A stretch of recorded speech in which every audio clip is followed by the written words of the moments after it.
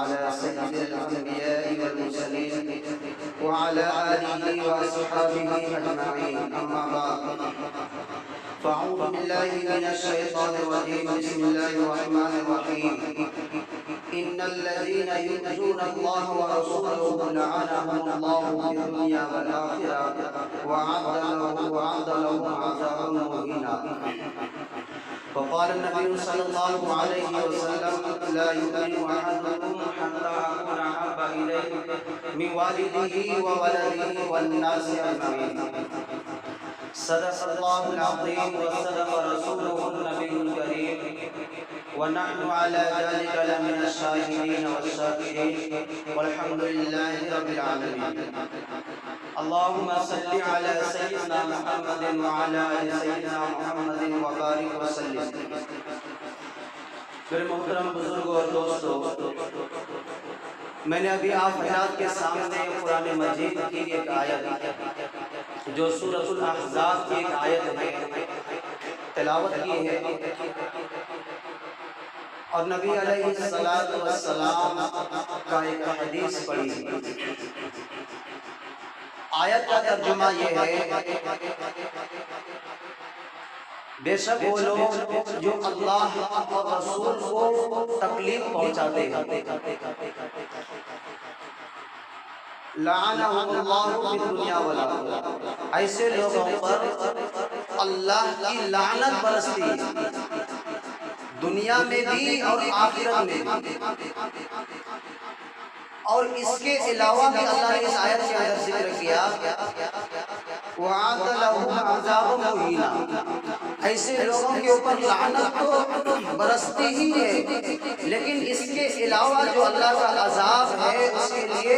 دردناک عذاب اللہ بولتے ہیں بنا کے رکھا اس کے لیے، اسپیشلی ایسے لوگوں کے لیے، ایسے لوگوں کے لیے جو اللہ کو، اللہ کے رسول کو تکلیف دیتے ہیں. اس آیت کی تفسیر علماء کرام فرماتے ہیں کہ اللہ کو تکلیف دینے کا مطلب کیا ہے؟ اللہ کو تکلیف دینے کا مطلب یہ ہے چونکہ انسان کو جب کوئی تکلیف پہنچتی ہے،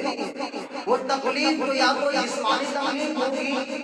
یا کوئی فعلی تکلیف، مطلب کسی انسان کو آپ نے کوئی ایسی تکلیف دی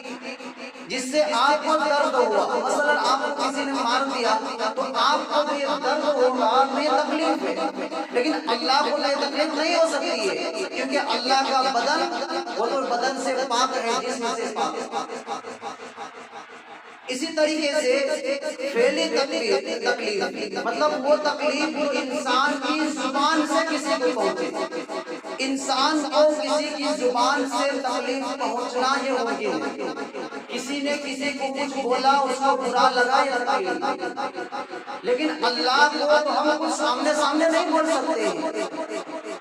اس لیے اللہ کو تکلیف کا مطلب علماء کرام تفسیر کی کتاب میں لکھتے ہیں کہ ہر وہ کام ادا کرنا، ہر وہ کام کو کرنا جس سے اللہ کی ناراضگی ظاہر ہوتا ہو، یعنی جس سے اللہ کی حکمت ٹوٹتا ہو، یہ اللہ کو تکلیف پہنچانے کا اس کا مطلب. اور نبی کو تکلیف پہنچانے کا مطلب یہ ہے کہ نبی کو،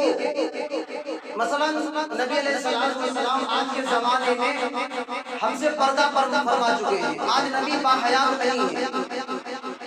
لیکن جو جب زندہ تھے نبی، جب نبی علیہ السلام باحیات تھے، اس وقت لوگ نبی کو کیا کرتے تھے؟ جسمی تکلیف دیتے تھے. جب تاریخ کی کتابوں میں ملتا ہے کہ جب نبی علیہ السلام نماز کی نیت باندھ دیتے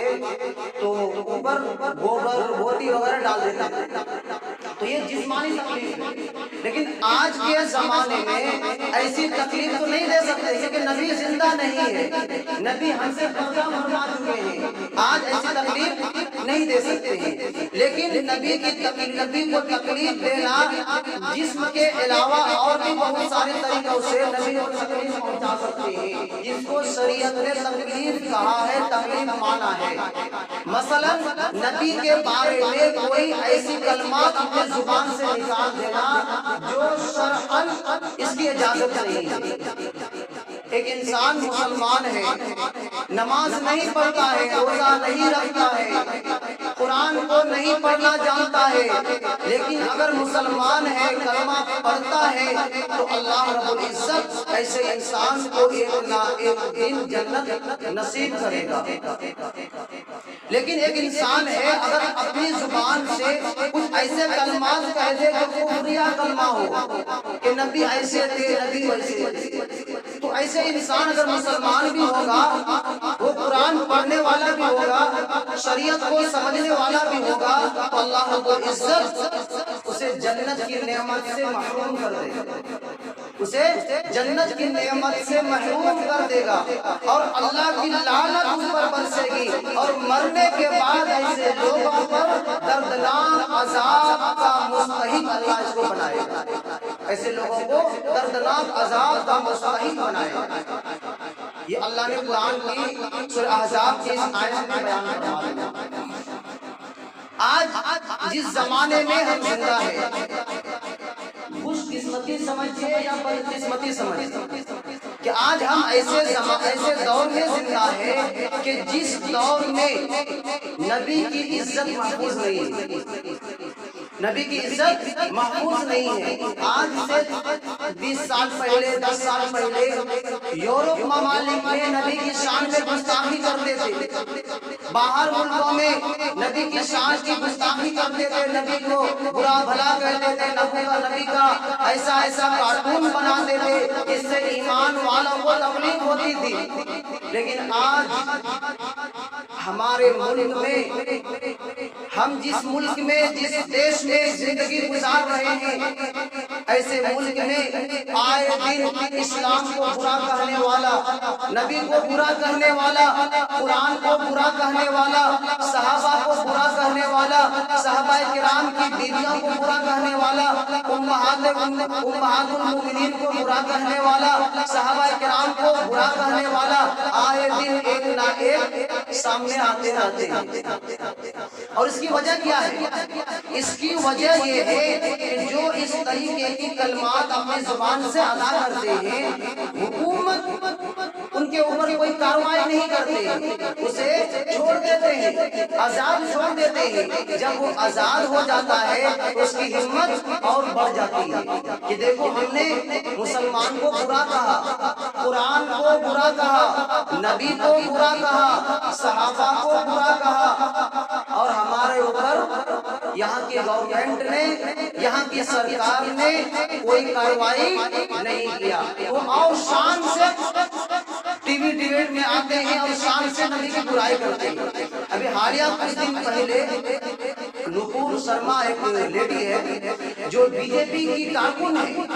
بی جے پی پارٹی سے ان کا تعلق ہے، نبی کی شان میں گستاخی کی، اور گستاخی کوئی چھوٹی موٹی گستاخی نہیں کہ اسے ویسے چھوڑ دیا جائے، اسے ویسے ہی بھلا دیا جائے کہ چلو نہیں جانتے تو انہوں نے منہ سے بول دیا مجھے معاف کر دو۔ ایمان والو، اسلام ایک ایسا مذہب ہے، اسلام ایک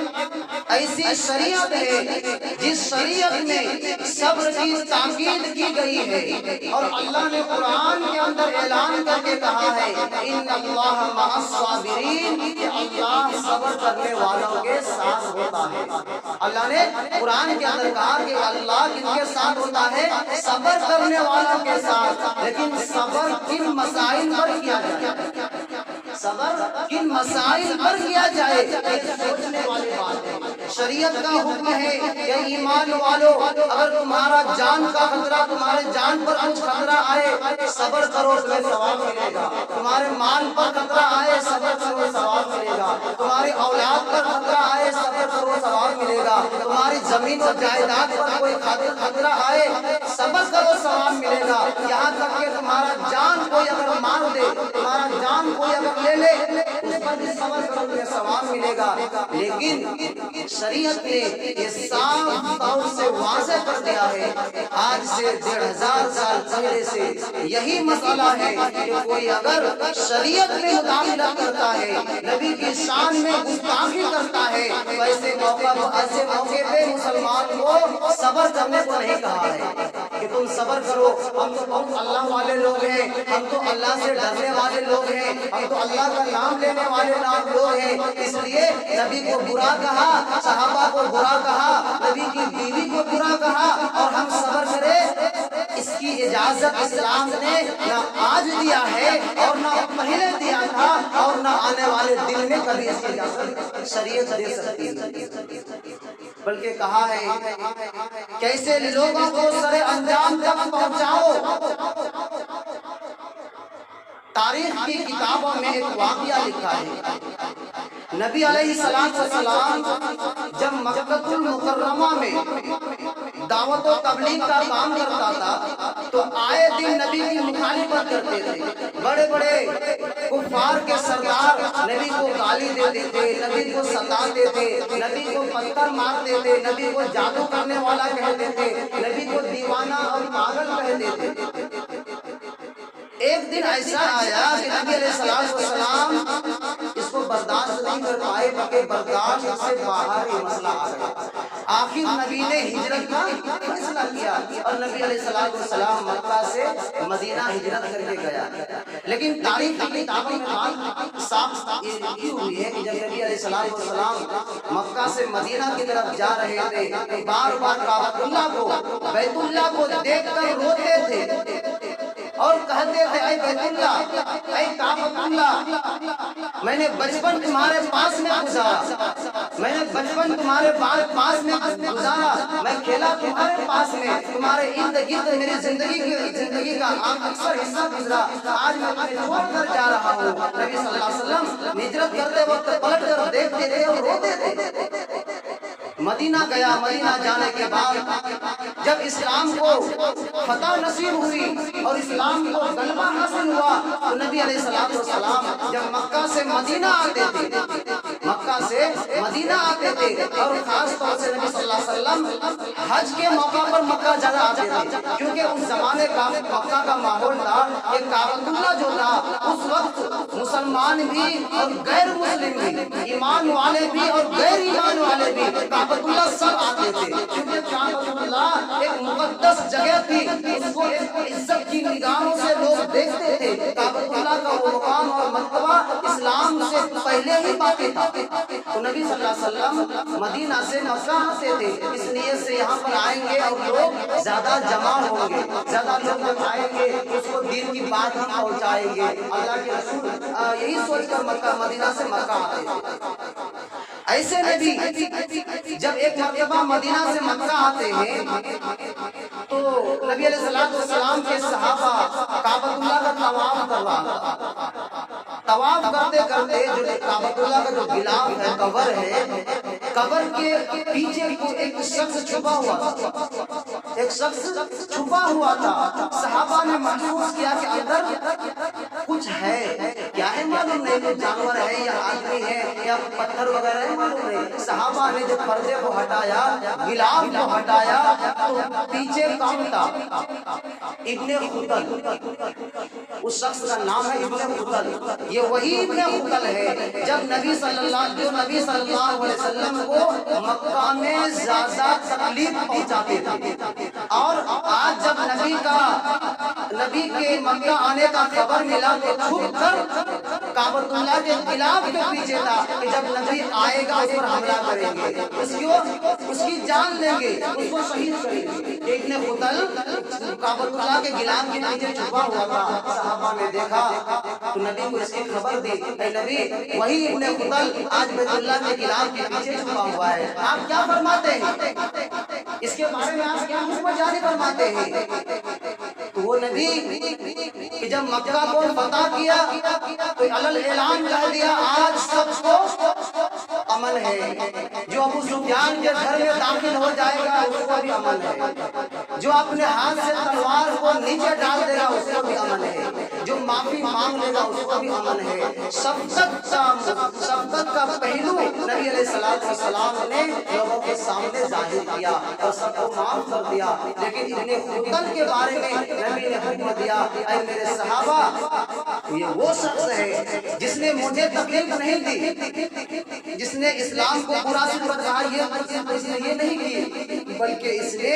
اللہ کو برا کہا ہے، اس نے شریعت کو برا کہا ہے، اس نے نبوت کو برا کہا ہے، اس نے میرا حکم ہے کہ ابن خطل کو مکۃ المکرمہ کی حد میں اس کا قتل کر۔ یہ نبی کا حکم ہوتا ہے، اور تمام صحابہ مل کر ابن خطل کو بیت اللہ کی حد میں قتل کیا جاتا ہے۔ بتاؤ، اس سے یہی معلوم ہوتا ہے کہ ایمان والے پر اگر جان پر آفت آئے، ان کی مال پر آفت آئے، ان کی اولاد پر آفت آئے، تو مسلمانوں کو صبر کرنے کے لیے کہا ہے۔ اللہ کچھ خیر کا معاملہ کرے گا، صبر کرو، لیکن ایمان پر، نبی کی رسالت پر، نبی کی نبوت پر، نبی کی شان پر اگر کوئی حملہ کرے، چاہے وہ نور شرما ہو یا نرسنہانند سرسوتی ہو یا کوئی بھی ظالم ہو، اگر نبی کی شان میں کوئی گستاخی کرے گا تو اس کا یہی سزا ہے، اس کا سر سے جدا کیا جائے گا۔ شریعت میں یہی سزا ہے، نبی کی شان میں جو گستاخی کرے اس کی سزا کیا ہے، ان کا سر تن سے جدا،